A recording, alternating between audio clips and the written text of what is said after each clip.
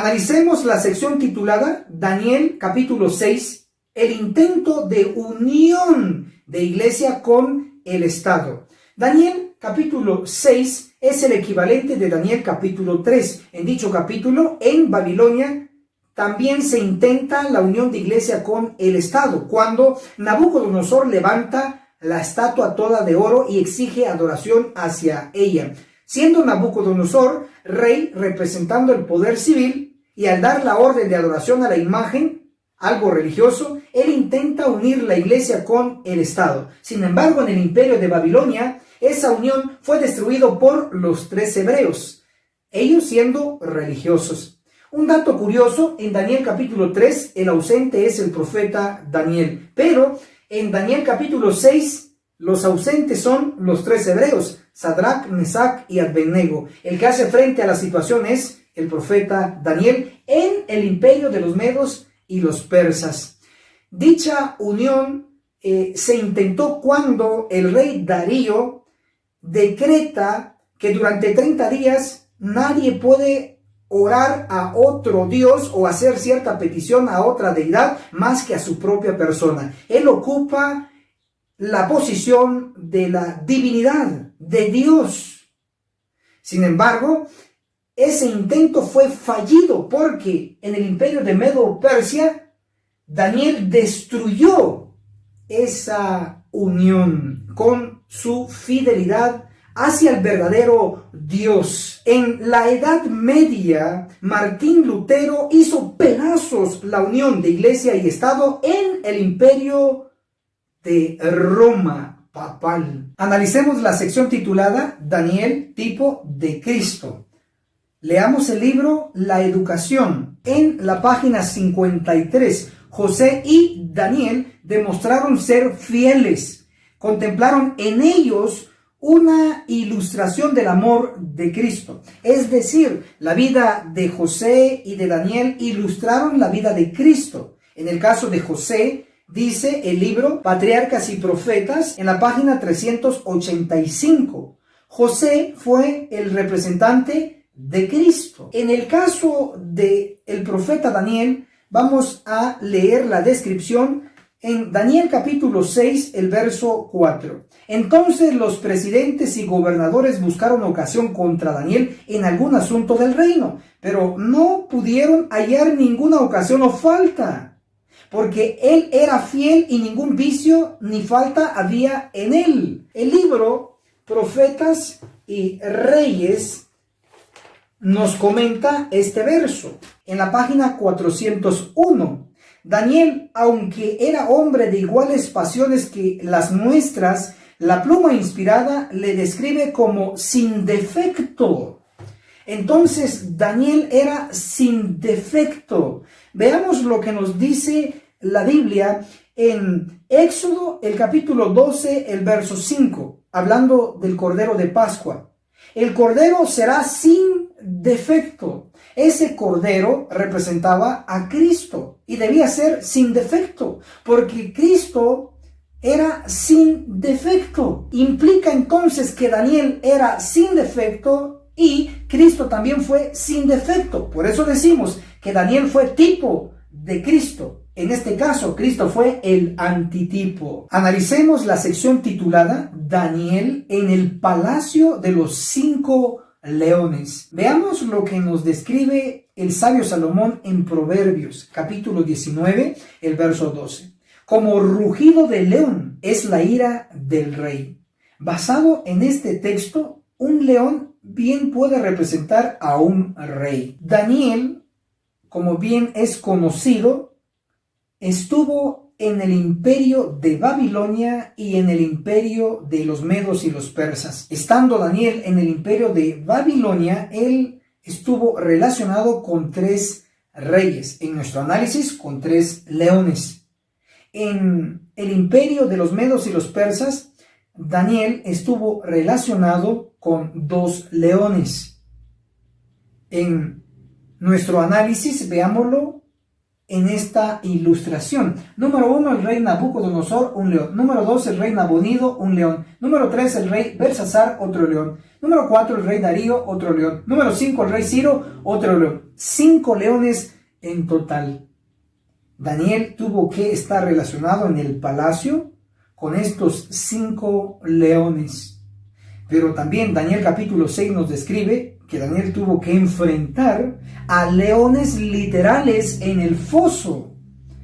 Esto implica y nos deja una enseñanza que tanto en el palacio como en el foso, Daniel requería protección divina.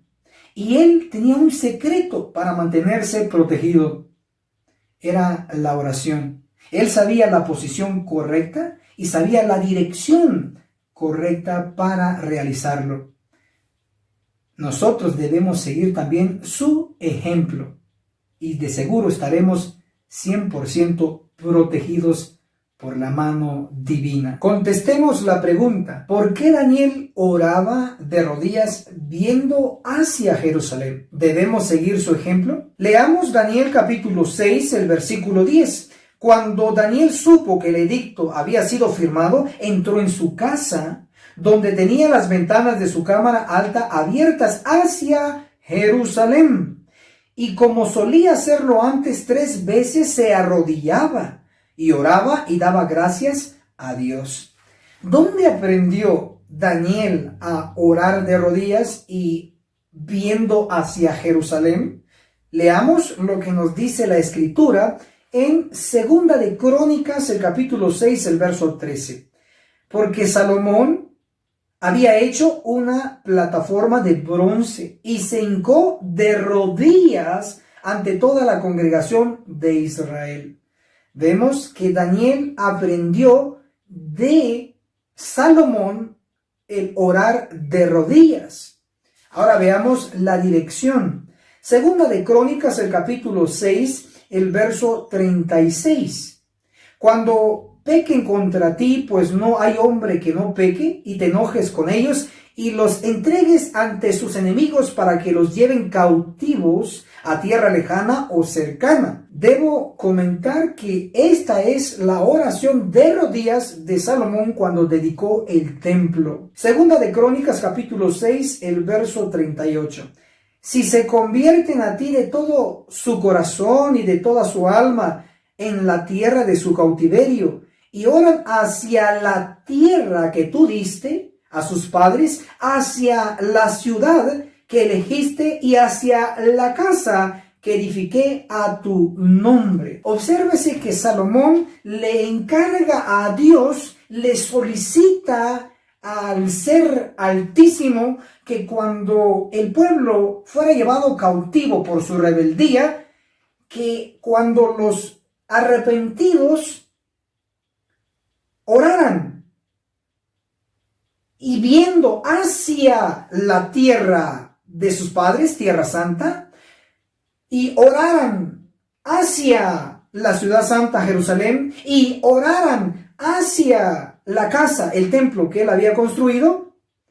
Veamos qué solicitó para ello. Segunda de Crónicas, capítulo 6, el verso 39. Oye desde el cielo, desde tu morada, su oración y su ruego, ampara su causa. Daniel sabía que al orar hacia la Tierra Santa, hacia Jerusalén, hacia la ubicación del templo, su oración iba a ser oída y su causa iba a ser amparada. Por eso es que Daniel oraba de rodillas hacia Jerusalén. Veamos ahora lo que nos dice el Espíritu de Profecía, el libro Instructor de la Juventud, del 1 de noviembre de 1900. Desde su juventud, hablando de Daniel, había sido enseñado que en la oración su rostro debía estar viendo hacia el templo. O sea, no era casualidad que en Babilonia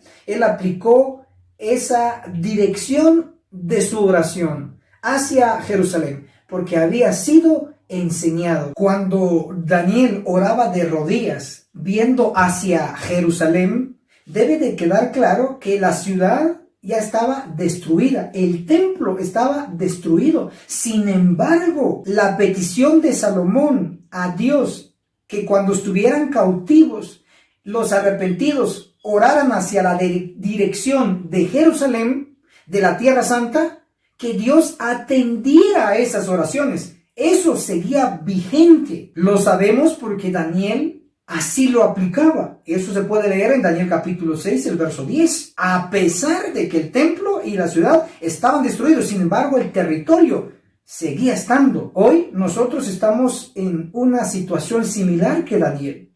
No estamos donde estuvo el templo, ni donde está la vieja Jerusalén, pero sí sigue vigente la petición de Salomón hacia Dios de que cuando el pueblo no estuviera en la Tierra Santa y los arrepentidos, los penitentes, realizaran sus oraciones de rodillas y viendo hacia Jerusalén, que él atendiera y amparara su causa. Eso sigue vigente. Patriarcas y Profetas, en la página 367, declara: y cuando en tiempos posteriores los judíos fueron diseminados como cautivos en distintos países, aún entonces a la hora indicada dirigían el rostro hacia Jerusalén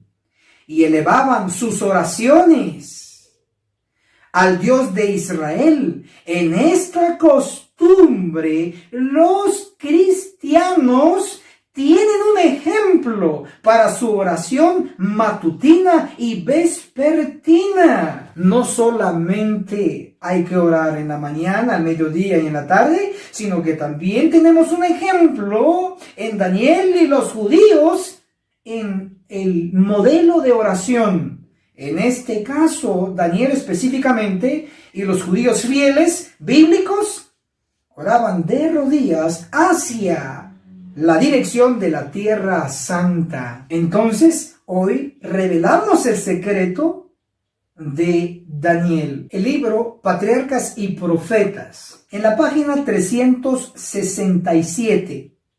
Y cuando en tiempos posteriores los judíos fueron diseminados como cautivos en distintos países, aún entonces a la hora indicada dirigían el rostro hacia Jerusalén y elevaban sus oraciones al Dios de Israel. En esta costumbre, los cristianos tienen un ejemplo para su oración matutina y vespertina. El espíritu de profecía es claro al decir que nosotros, los cristianos, tenemos un ejemplo en esta costumbre de los judíos fieles como Daniel, Sadrach, Mesach y Abednego, de orar de rodillas viendo hacia Jerusalén, porque la petición de Salomón al dedicar el templo aún sigue vigente, cuando él dijo: y oren hacia esta tierra, ampara su causa. Sigue vigente, así como en el tiempo de Daniel. Hemos entonces descubierto el secreto del profeta Daniel. Cuando oraba, su posición era de rodillas. La dirección que él tomaba al orar era hacia Jerusalén. Escrito está. El que lo quiere aplicar, que lo aplique. ¿Qué bendiciones recibirá? Contestemos la pregunta: ¿fue fanatismo de Daniel el orar de rodillas?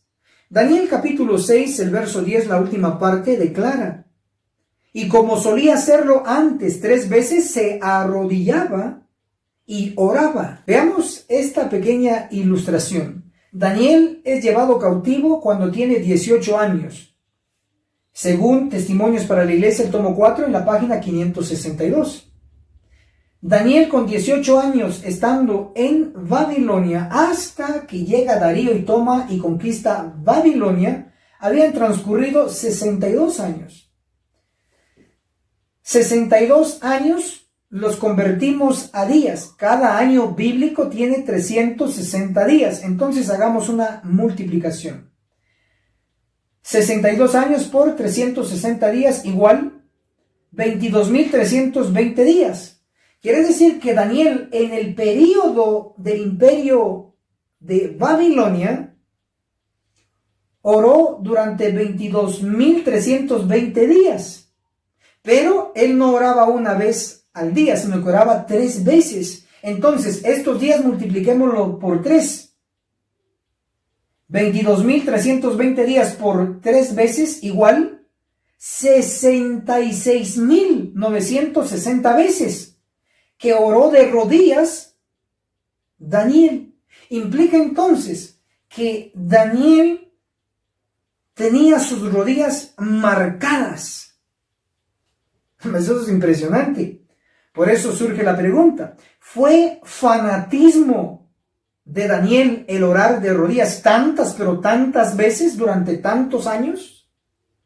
La respuesta es un rotundo no. Hermano y hermana, antes de recibir el sello del Dios vivo en nuestras frentes, tenemos que tener marcadas nuestras rodillas de tanto orar, como tenía las rodillas marcadas Daniel. Leamos lo que dice el espíritu de profecía a aquellos que no les gusta orar de rodillas. En Testimonios para la Iglesia, el tomo 5, en la página 497. Hoy día pudiera decirse que es ser justo en demasía irse a arrodillar y orar frente a una ventana abierta 3 veces al día. Por lo menos sabemos que aquí está hablando de orar 3 veces al día de rodillas. Pero hay palabritas que no muy se entienden. Voy a leer otra versión de traducción del mismo libro, Testimonios para la Iglesia, el tomo 5, en la página 497. Y nos dice así, me quedo con esta, dice: pudiera en este día tildarse como fanatismo el ir, como era su costumbre, 3 veces al día y arrodillarse. O sea, pudiera llamarse hoy el orar de rodillas 3 veces al día fanatismo. Así le llamarían las personas, los hermanos que no les gusta orar de rodillas. Este es un fanático. Entonces Daniel fue un fanático. Entonces Cristo mismo también lo fue, porque él oraba de rodillas. Pero sabemos que lejos de ser fanático es ser fiel a Dios, es ser reverente a Dios. Por lo tanto, el orar de rodillas no es fanatismo, es reverencia. Contestemos la pregunta: ¿de dónde han sacado nuestros hermanos la idea de orar de pie? Esta pregunta no es netamente personal, sino que es y pertenece al espíritu de profecía. Está registrada en el libro Mensajes Selectos, el tomo 2, el capítulo 32, titulado La actitud de vida en la oración, en la página 359. ¿De dónde han sacado nuestros hermanos la idea de que deben permanecer de pie mientras oran a Dios? Una pregunta inspirada requiere una respuesta inspirada. Uno de los evangelios, me refiero a Lucas, el capítulo 18, en el versículo 11 declara: el fariseo oraba de pie consigo mismo.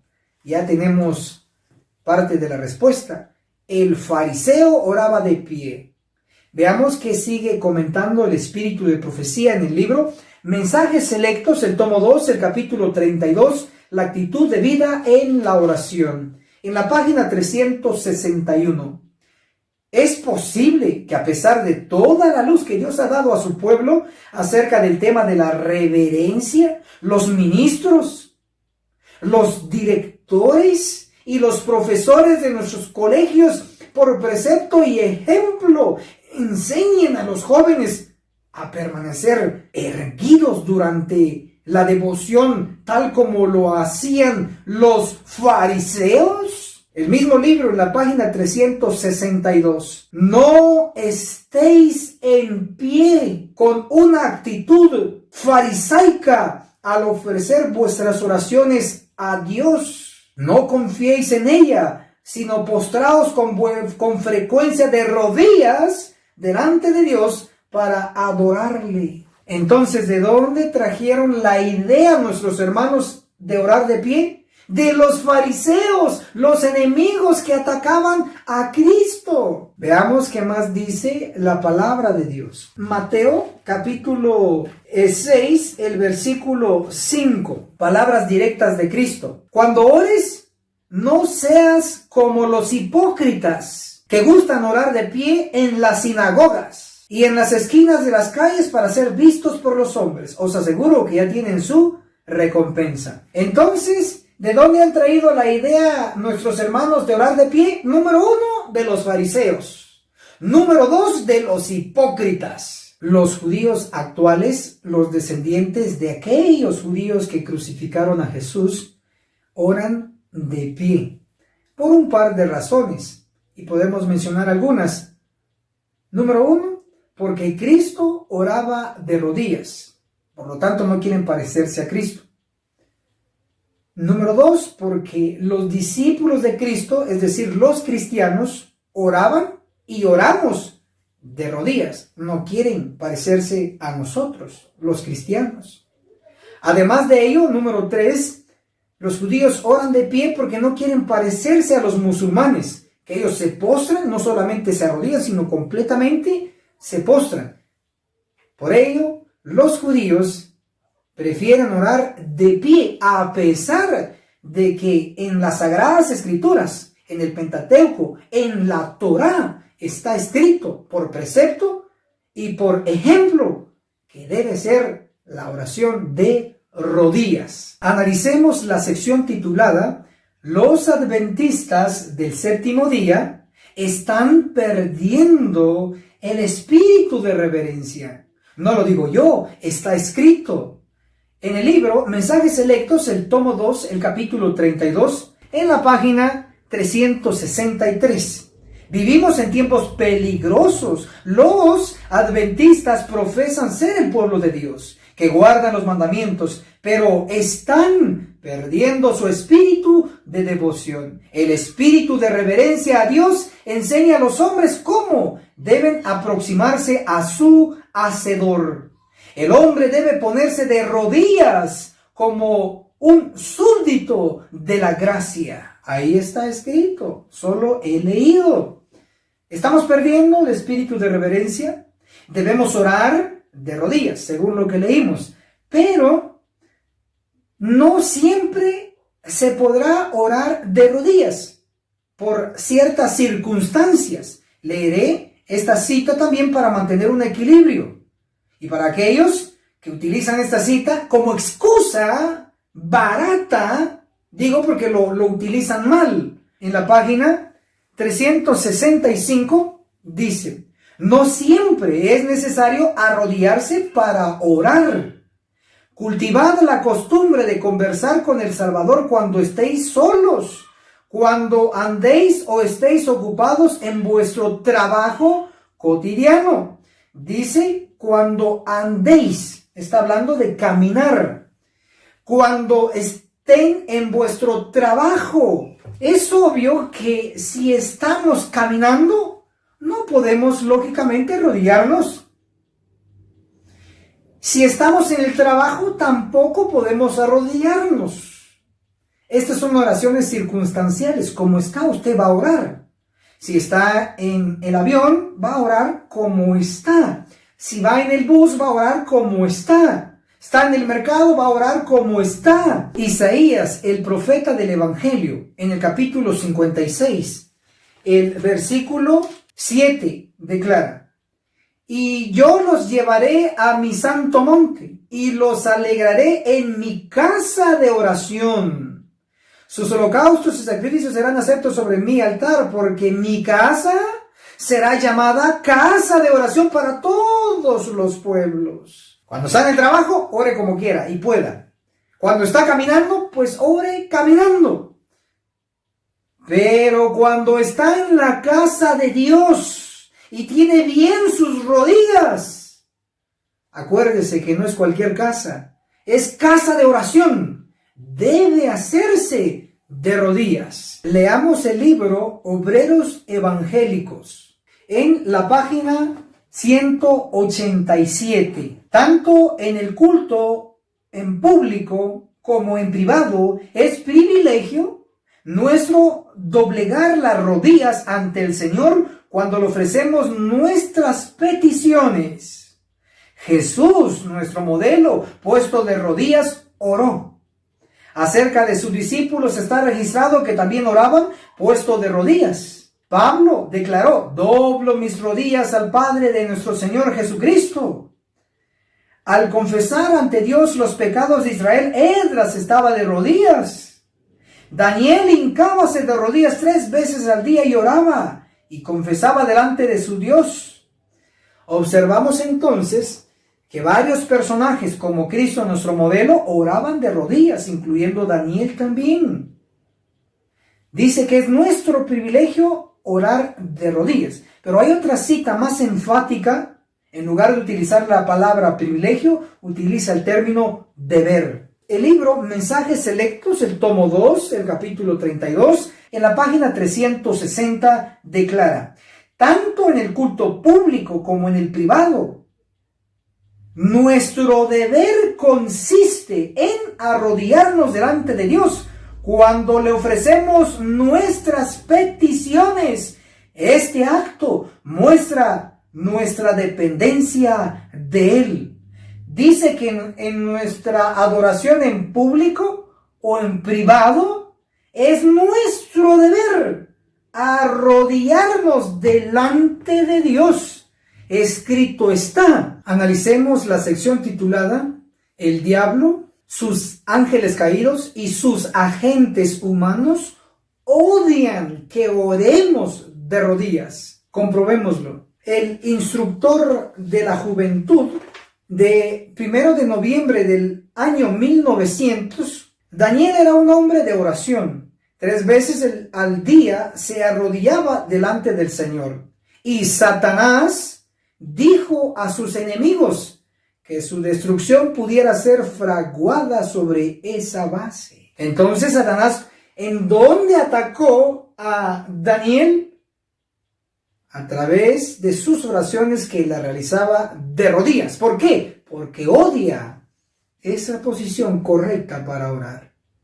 También, como ejemplo número 2, tenemos el caso de Elena de White y su familia. Ellos oraban de rodillas.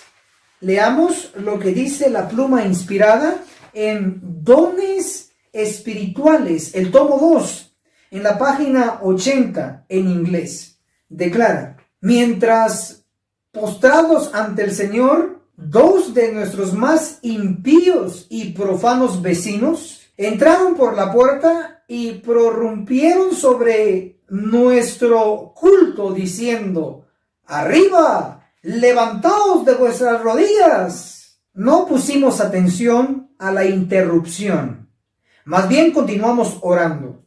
Dentro de pocos momentos entraron de nuevo, repitiendo casi las mismas palabras. Es visto entonces de que el diablo odia que se ore de rodillas, hasta interrumpe las oraciones de esa manera.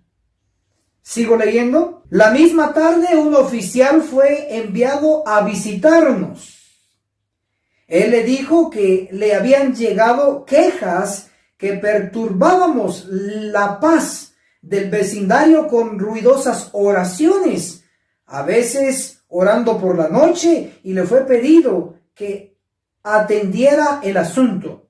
Mamá contestó que nosotros orábamos mañana y tarde y a veces a mediodía, y deberíamos continuar haciéndolo. Mi madre replicó: serviremos a Dios, sean cuales sean las consecuencias. El oficial se fue y no tuvimos más problemas de ese sector.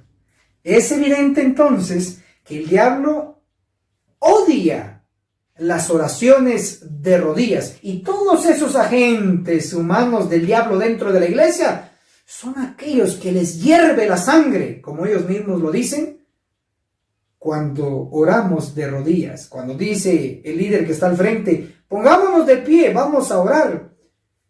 Mi persona y muchos más laicos, ministros, fieles, nos arrodillamos, aún desobedeciendo la orden desde el púlpito, pero sí nos importa el obedecer a Dios. Analicemos la sección titulada La matanza de los leones hambrientos y la matanza de Ezequiel capítulo 9. En Daniel capítulo 6 se menciona 9 veces el término leones. Estos leones fueron los que mataron a los enemigos de Daniel.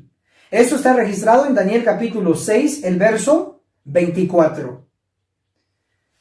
Contemos este término, leones, y compruébelo. Número 1, leones. Daniel capítulo 6, verso 7. Número 2, leones. Daniel capítulo 6, verso 12. Número 3, leones. Daniel capítulo 6, verso 16. Número 4, leones. Daniel capítulo 6, verso 19. Número 5, leones. Daniel capítulo 6, verso 20. Número 6, leones. Daniel capítulo 6, verso 22. Número 7, leones. Daniel capítulo 6, verso 24. Número 8, leones. Daniel capítulo 6, verso 24. Es decir, el término leones se menciona 2 veces en Daniel 6, 24. Número 9, leones. Daniel capítulo 6, verso 27. 9 veces se menciona el término leones. Estos leones tienen que ver con una matanza. El número 9 tiene conexión con una profecía que está a punto de cumplirse. Está escrita y yo solamente estoy para advertir al pueblo. Testimonios para los ministros. En la página 431, despierten los ministros, háganse cargo de la situación. La obra de juicio comienza en el santuario. Leed Ezequiel capítulo 9, verso 2 al 7. ¿A quién le está dando la orden Dios de leer Ezequiel capítulo 9? A los ministros. Porque ellos tienen que alertar al pueblo y no lo están haciendo. Un juicio de los vivos se está acercando y el pueblo no está preparado. También testimonios para la iglesia. El tomo 3, en la página 296 declara: léase el capítulo 9 de Ezequiel. También en el libro Manuscritos Inéditos, el tomo 1, en la página 241, estudien el capítulo 9 de Ezequiel. Esas palabras se cumplirán literalmente. No obstante, el tiempo pasa y la gente sigue dormida. Y por eso hoy nosotros queremos sonar alarma para que el pueblo despierte junto con los ministros. Así como hubo una matanza literal en Daniel capítulo 6, el verso 24, de igual manera habrá una matanza literal registrada en Ezequiel capítulo 9. Leamos Daniel capítulo 6, el verso 24, para ver las categorías que murieron.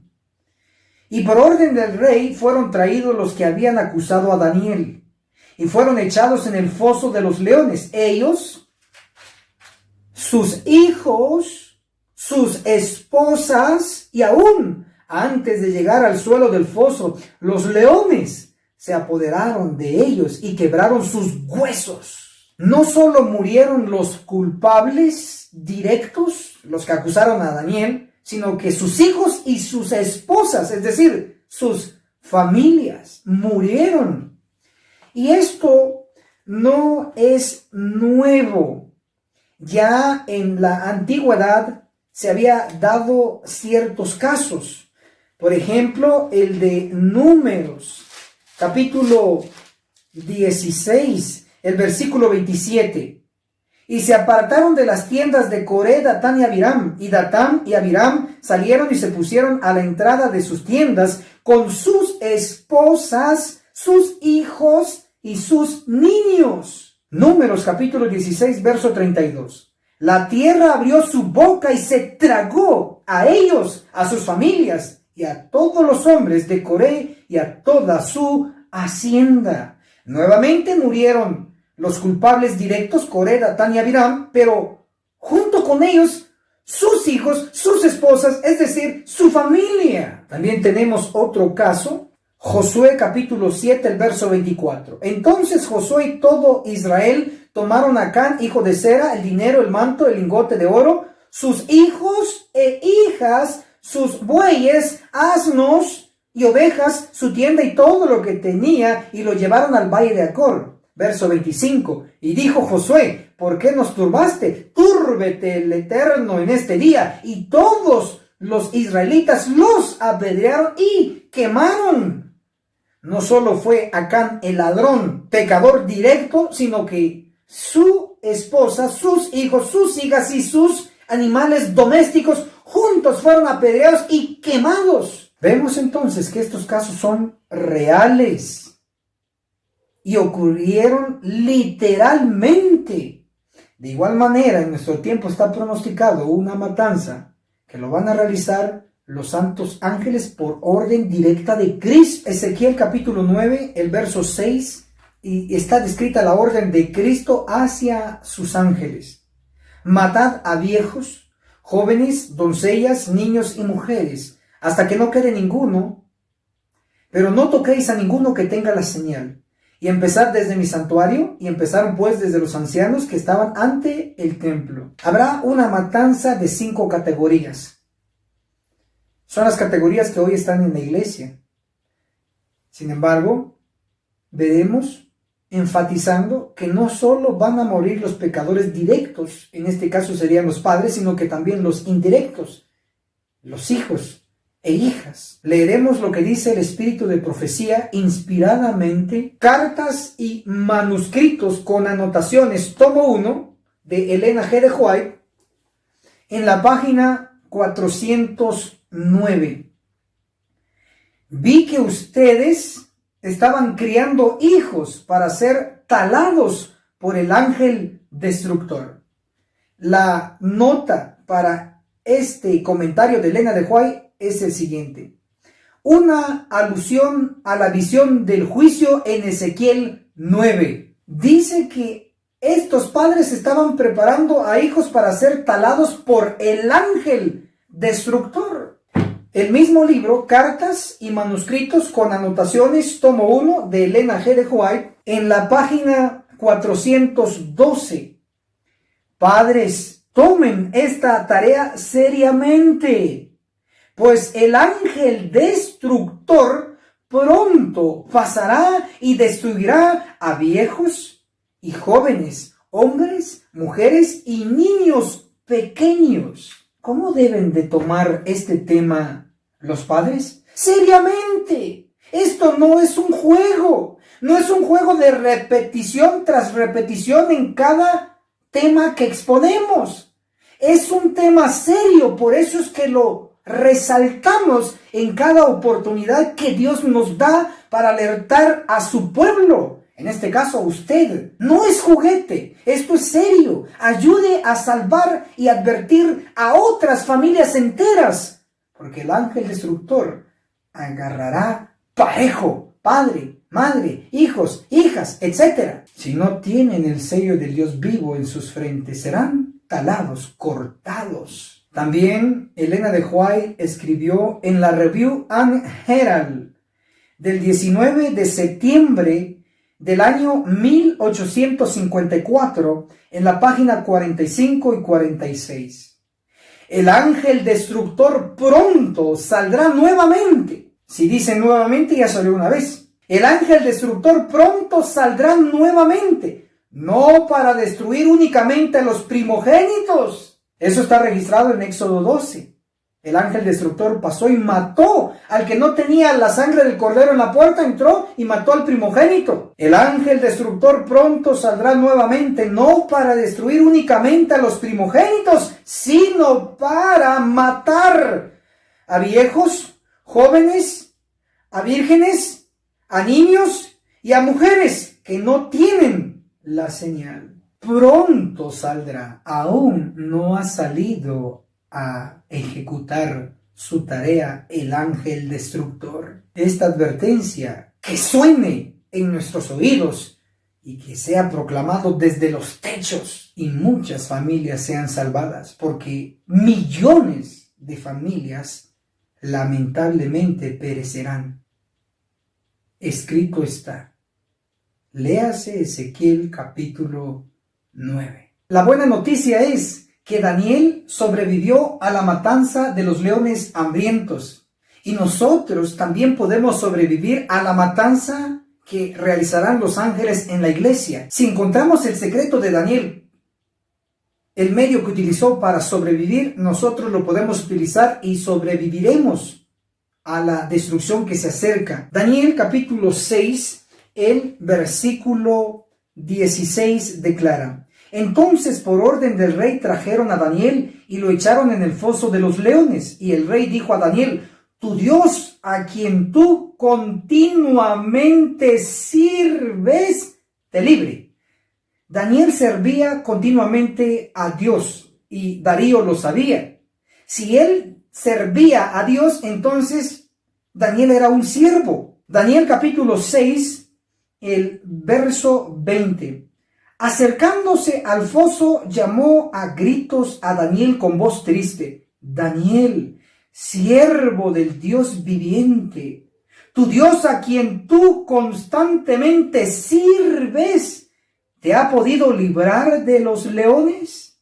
Darío directamente le llama a Daniel siervo del Dios Altísimo y resalta que él servía a Dios. Por lo tanto, Daniel era un siervo de Dios.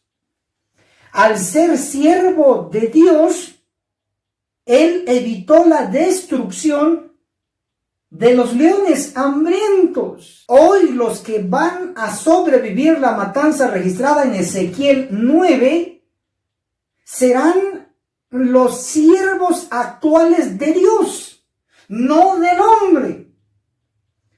Veamos lo que dice el Espíritu de Profecía, Testimonios para la Iglesia, el tomo 5, en la página 76. El Señor tiene siervos fieles. Ahora no es siervo en singular, ahora es siervos fieles en plural.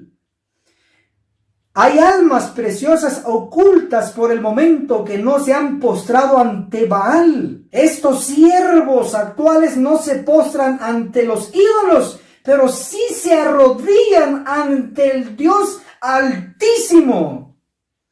¿Ven lo importante de orar de rodillas? ¿Quiénes son estos siervos en plural que habla Elena de White como profetisa de la Iglesia Adventista del Séptimo Día? La respuesta la tenemos en Apocalipsis capítulo 7, el versículo 3. Declara lo siguiente: ni dañéis la tierra, ni el mar, ni los árboles, hasta que sellemos en sus frentes a los siervos de nuestro Dios. Apocalipsis 7, el verso 4 dice el número exacto: y oí el número de los sellados, 144,000 sellados de todas las tribus de Israel. Los siervos de nuestro tiempo serán los 144,000, que ellos van a sobrevivir no a la matanza de los leones hambrientos, sino a la matanza registrada en Ezequiel capítulo 9.